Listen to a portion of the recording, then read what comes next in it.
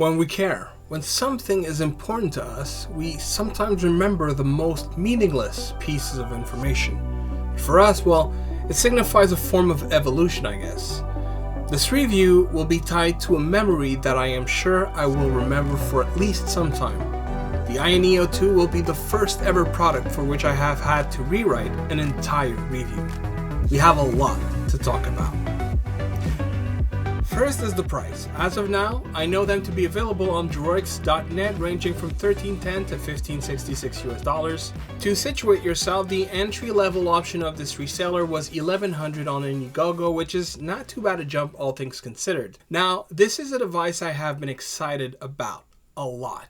To experience their engineering, but more importantly, to see how they fare in their proprietary software. And while we'll talk about games and performance, this review is mainly about hardware and IA space, and of course the things that make this brand unique versus its competitors. Hopefully by the end of this review you'll have a better idea if this is for you. Now for specs, I'll put the list on screen and assume that you are familiar with them for the most part. If you have any questions, drop them in the comment section and I'll happily provide the answers. As we'll still address the key components, inside is the Ryzen 6800U paired with its formidable GPU, the Radeon 680M.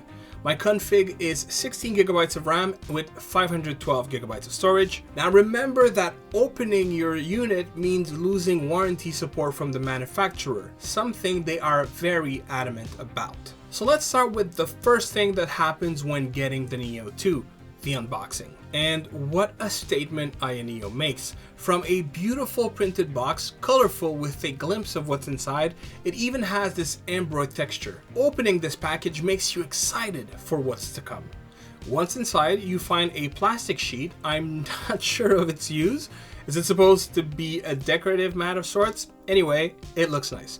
Then the device and another plastic sheet shows you what's beneath. Unnecessary, but cool nonetheless. Alright, it's a premium unboxing experience. Still, it is a 2015-esque premium unboxing experience, reminiscing of when plastic was prominent.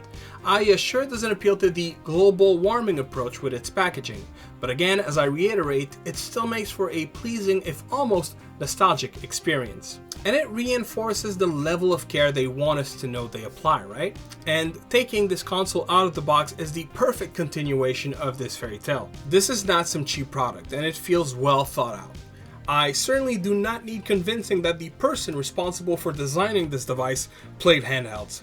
Gripping it feels more comforting than a cup of hot cocoa in the middle of dead winter. This past weekend, I was at my brother's for my nephew's birthday, and of course, I brought the beast with me. I should mention my bro is not a hardware fanatic like I am, so he grabs the Neo 2 and asks, "Wait, wasn't your Steam Deck black?"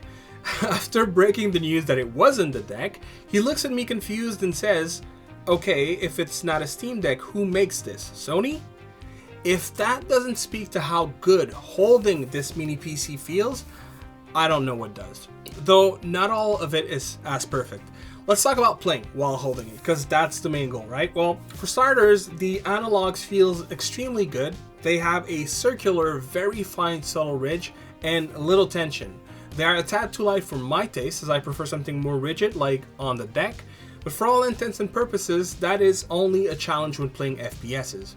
After testing a few, I now believe I could get used to them and become better with these sticks as they provide a more achievable level of precision. D-pad is responsive, no problems there at all. Although I believe there were reports of complications on review units, I guess they made adjustments on retail models because so far, so good. The ABXY. Wow, dude, they feel great. Look, I love my GPT-1 Max too, that's no secret, but man, holding this thing is like, it's calling at you, like push my buttons. It really, really feels good. Even the home and AYA button and their slight bean-like shape hug your thumb perfectly. The select and start, on the other hand, I don't like them as much. It's such an unusual placement for these function buttons that, I don't know. They're not my favorite, but I understand that it was necessary to maintain a level of aesthetic. Thankfully, you only push these a handful of times in a gaming session. Let's talk about the right stick being in the way due to it not being off axis. Is it really the case? Yes, it is, but It can be addressed by quickly popping off the stick, which fixes the problem, but if I keep it on, it's more of a distraction than an actual nuisance. Never was I so bothered that it stopped me from executing more intricate maneuver or made me miss my actions because of it. There's also the nature of games and how they are thought out to take advantage of controller designs. It's just impossible to require an equal amount of right stick and phase button, so chances are your grip will naturally adjust itself based on the predominant need based on the game you play. Onto the triggers, they feel fantastic, and also like the sticks, they have very little tension. Still, for triggers, I actually like that by default. The LB and RB is the best kind of membrane. The kind that it's so well balanced that it make you believe it's as responsive as a tactile button, but without the unpleasant pushback the tactile buttons have. The two buttons that are by far the weakest on this device are the two optional ones, LC and RC, which, truth be told, are outright bad. Though the keys are tactile switches, it's not the feeling that is the issue, it's how far they are positioned and even how they can be used. If custom mapping your gamepad keys with extra ones is crucial, well, you know what? At least as of the writing of this review, this function is not supported. And here are two keys I almost forgot about. L3 and R3. Unfortunately, and maybe it's my unit, clicking the sticks while they are pushed all the way out is not as pleasant. It feels as though pushing downward is not enough. Just like when you feel like you must angle yourself towards the center to get a proper click to happen. It's not the worst I've seen, but out of the box, it already seems subject to that, making me concerned that it'll get worse over time, as we've seen on major brand controllers. It's been mentioned by other YouTubers that the micro SD door was refreshing. I must agree, it's the best mechanism I've seen to date.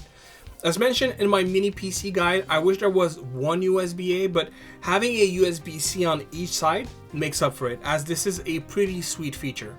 The volume keys feel nice, and I like the metallic edge around the power button, which doubles down as a fingerprint reader for quick unlock. It has RGB, and it looks pretty sweet. I find it overkill to have various zones around the sticks, but it'll be a showstopper amongst your friends, especially with the reflective layer around the sticks, which gives the device a nice flare. There's also some excellent integration, like going red when charging. However, the one issue I have with them is the occasional inconsistency in doing as they are supposed to do. Other than that, it's all good. Really, as far as the exterior goes, it may not be perfect, but it's closer than most designs I've seen in my lifetime. All in all, I only have two main concerns. When setting it on its back, it rests on both the grips, but also the triggers. And if you push the trigger in the opposite direction, they do have a bit of give. I wonder if this would be a cause for concern over time. I've seen handheld develop issues for far less, making this something I'm uncomfortable with, so I try to find ways to set it in ways to not have this happen. Second, and before talking about the screen, when pushing demanding titles, it becomes extremely hot. Thankfully, not where you hold it. It's not a detriment for you as much as it is for the Neo 2 itself. Behind the screen, on the right side specifically, it reaches some pretty high temperatures. What's frustrating is that it is not silent by any means. The fans are not the best I've heard, not the worst either, but expect a fairly noisy experience. I might do a decibel test at some point. If I do, I'll be sure to put a pinned comment. And now for the pièce de résistance, this screen. It's bold, it's bright, despite having a known issue indeed, light bleed. And pitch black on a dark loading screen, it can be pretty nasty looking, but in every other scenario, which is 95% of the time gaming on this beast, it looks absolutely clean.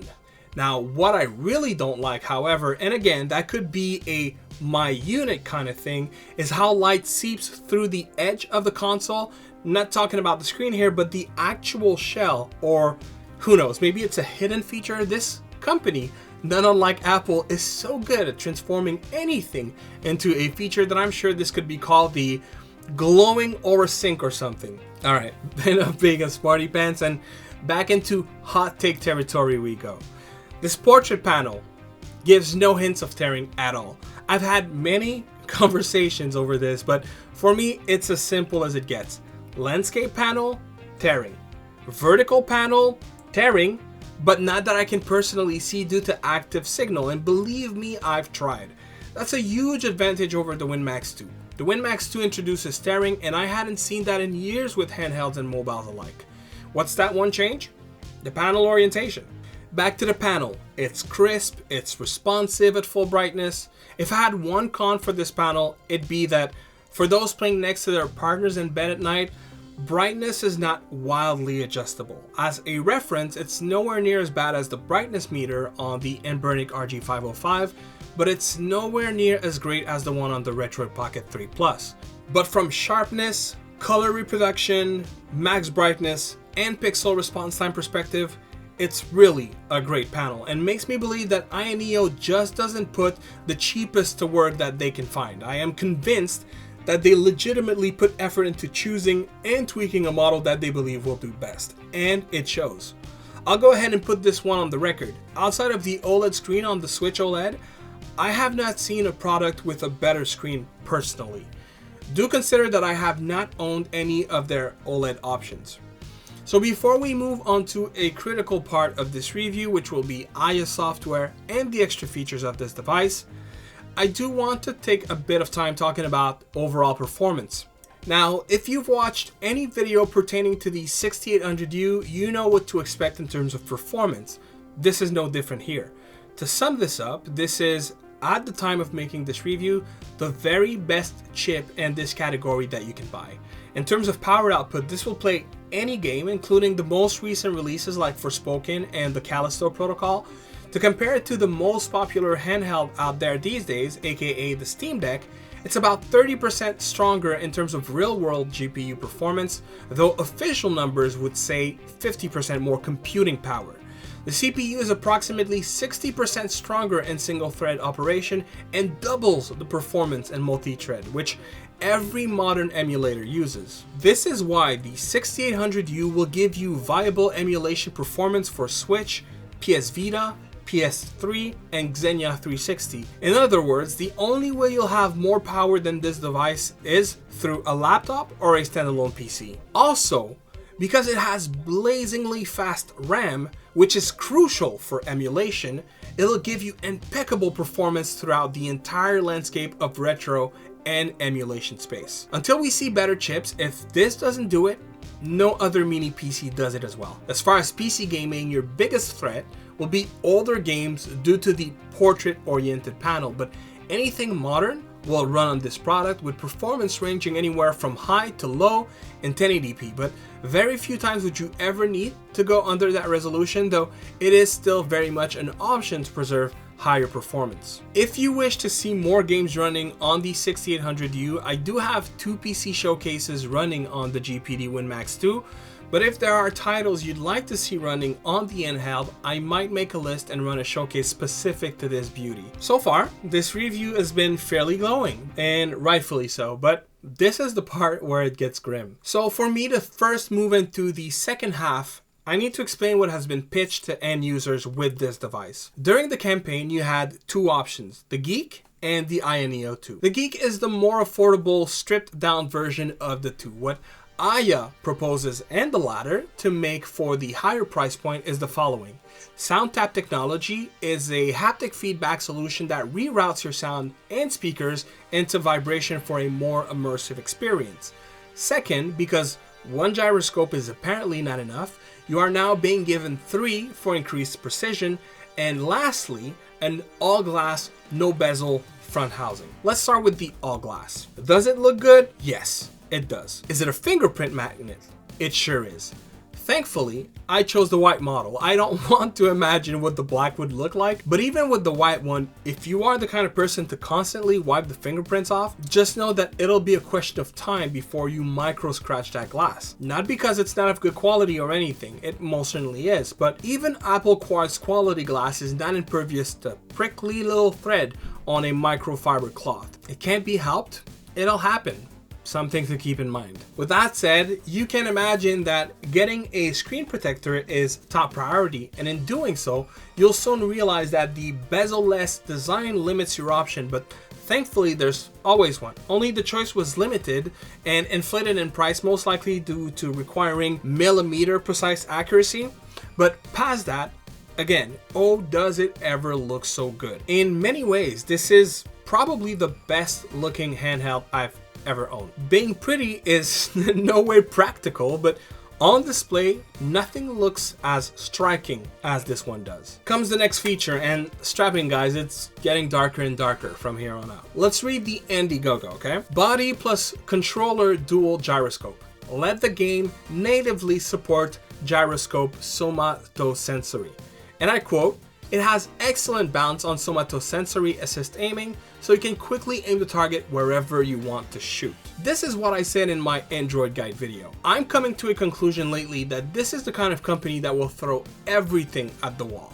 But we all know that this is a strategy that is bound to have failures, right? Someone ought to tell Aya that 3 gyroscopes are about as valuable as taking your money and throwing it out the window. But a picture is worth 1,000 words, they say, so let me show you. Let's start with Joyshock Mapper. This software gives you a reading of gyro functionality, so we'll use this excellent Bayard controller to set a baseline. This is what a normal gyro looks like in reading. Now, let's see on the Neo 2. To activate the feature, we go into the master controller settings and set a key to activate said feature. Let's set left trigger. As far as I know, sensitivity doesn't change a thing. It behaves erratically regardless, but for argument's sakes, let's choose low sensitivity. See how I'm barely moving and how this thing is going bonkers with readings? So what should happen is the 3 gyroscopes being compiled to propose a more accurate reading, but instead we get 3 readings at once. Bad idea. This is what it looks like in game. Perfectly unusable. It's a feature that is not only broken, it's also worthless, and this is what you paid extra for. And when it comes to Aya software, little oversights like that are all over the place. Some are tolerable and some are absolutely feature breaking. Moving on to Rumble, SoundTap. While not as bad, is also a solid head scratcher. This one requires a much longer explanation, so bear with me. SoundTap relies on HD Rumble, the same technology found in Nintendo Joy-Cons and PS5 DualSense controllers. Here's the major issue. Nintendo and Sony reroutes that function to vibration data, obviously, and when in certain games there is HD data, it is favored to simulate more clever vibrations, offering unique experiences such as simulating ice cubes in your controller or conveying quite effectively the feeling of sand or grass. Cool stuff really, but that is proprietary technology, the data at least. And it's fair to assume that this handheld will not support that data. Doing so would be infringing on patents, and we don't want that to happen again, now do we? But what I did not expect is that end users would have 0 level of configuration, nada. So you have one of 2 options, SoundTap on or SoundTap off. So where is the problem, you might ask? Well, for starters, SoundTap is routed directly to your actual speakers, nothing else. Meaning that the only way the feature works is if the physical speakers are functional, which I haven't talked about yet, but this mini PC does not have exceptional audio. It's not terrible, it's not great, it's okay at best.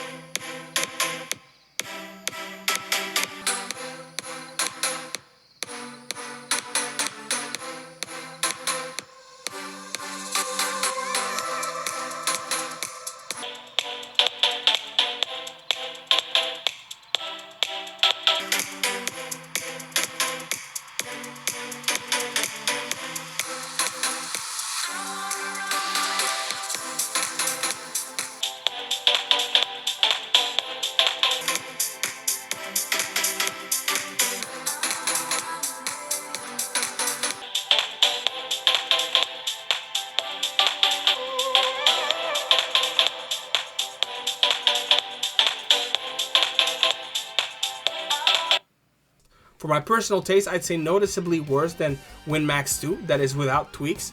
and far worse than Steam Deck, if you must ask. And like many speakers, the higher you go, the worse the quality gets. But with SoundTap, the more vibration you also get. In other words, low volume, low vibration. High volume, high vibration. The best way to experience the AYANEO is by having Voice Meter duplicate your output and using a pair of noise-canceling headphones to drown your device. A necessity if you want the arguably best rumble this has to offer. Now, as for the feature itself, the unfortunate part is that it can sometimes bring a pleasant experience, but because you are unable to adjust the parameters of this feature, to experience it to its fullest means making weird compromises. For example, I tested SoundTap during the boss fight of the dragon in Forspoken. It was actually a very cool and unique experience that pulled me into the fight, but for it to make sense at all, I had to do the hack I described and had to completely remove music and voiceover and keep only sound effects. You see, as it vibrates based on the speaker, it doesn't distinguish what is what. Sound is sound, so it'll vibrate to everything. But for things like explosions, spellcasting sounds, running and jumping, oh yeah, it sure gives you a unique, never felt before experience. Now, the other unfortunate part with SoundTap, because we're not done, is that if that feature is on, the regular rumble effect does not occur. In other words, regular vibrations and SoundTap cannot coexist. The good news, deactivating SoundTap is fairly easy. Go to Master Controller and deactivate SoundTap.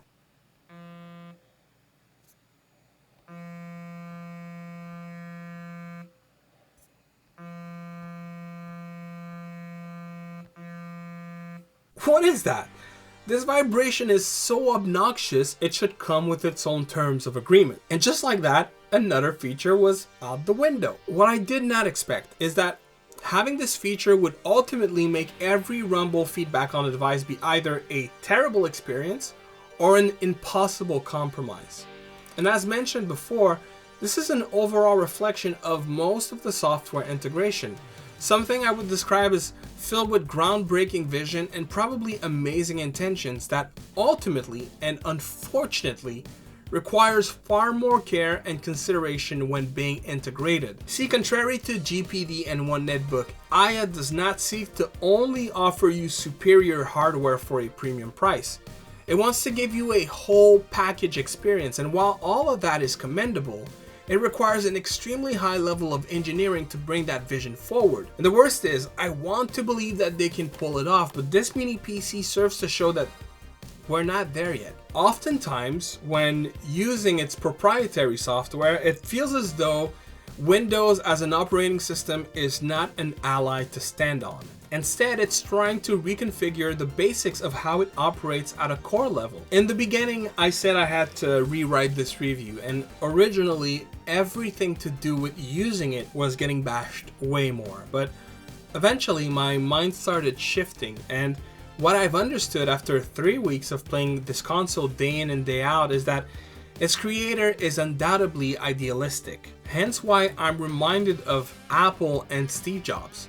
A quality that shocks many, but just as well may retaliate many. And AYA did say in the past that the end goal is to offer a highly tailored closed source experience like Nintendo, Sony, and Microsoft. Not in these exact words, but the vision of CEO Archer Zhang always made this clear to the public. Here's the challenge that I have with that. This manufacturer is obviously going in that direction, but at the time being, they are doing that on Windows. And on Windows, it hinders the experience as it's going against some fundamentals implemented by Microsoft. It also occasionally comes in conflict with the system when playing certain games, mainly Windows ones like Minecraft. So you have to rely on AYA Space to bring the tweaks to overcome these issues. But what would have been better is not having these issues at all. In short, it gives you tools to fix issues that it creates, but because the software is not impervious to crashing, not by a little in fact, you will consistently face these issues over and over again. Controllers won't work when coming back from sleep, requiring to shut and reopen AYA Space, to name another example. It's not the end of the world, but on a handheld where you do not have a keyboard and a mouse, effectively making navigation a challenge, it sometimes is tiring to have even more challenges to deal with. But I'm just repeating myself at this point. So instead, I thought to try and think like the person who designed this unit, these tools. And just like that, by pure mistake, I found that hitting both select and start at the same time deactivated mouse mode. I found out through the software that you can have predetermined shortcuts by holding RB and RT with a D-pad direction to accomplish various functions. If you've worked on both macOS and Windows, you'll know that some core principles are sometimes approached in completely different ways. That is AYANEO. It has its unique way of seeing OS navigation, and if you allow yourself to learn the way they want you to operate, and you don't mind a few crashes and bugs along the way, you'll come to love it. Minus the lack of flexibility, again very much like Apple. And this is where I'm ending this review, guys. I have to admit that as important to the space as this flagship is, I'm torn with who I'd recommend this product to, which is most certainly not casual users. Whereas a Steam Deck is good for everybody and great for tinkerers, I find that the AYANEO tool will be better in the hands of people wanting to invest in learning how it ticks. And in the event that you are okay with that, there is much to love. The ergonomics and the panels are absolutely lovely. Doing the main thing that you are supposed to do on this device, which is gaming, is absolutely lovely. It's when stuck doing other things that the experience falters. Now, to keep this video at a reasonable length, I determined that it was best to make a separate in-depth video covering AYASpace, as it seriously needs one, so keep your eyes peeled for that one. As you may know, these consumer electronics are bought with my own money, and as it's quite expensive, and because I'd like to do this for as long as I possibly can, I may have to sell this one once I'm done creating the content I'd like to do with it. But make no mistakes, if this operated more like a GPD handheld, one that embraces navigating OSs such as Windows rather than moving away from it, I wouldn't be having this internal debate. Maybe that'll give you a hint as to if you should get it or not. For me, there's more than enough to know I'd want to own AYA devices again, but as a reviewer with multiple 6800U mini PCs in hand and on the way, I can't say for now that this specific one will remain in my collection. Plus, there are many more products to discover. In fact, I made an Android guide to go over many of the 2022 and 2023 options that we have to look forward to. That was also before the Razer Edge fiasco, mind you, so pay me no mind about that one device in particular.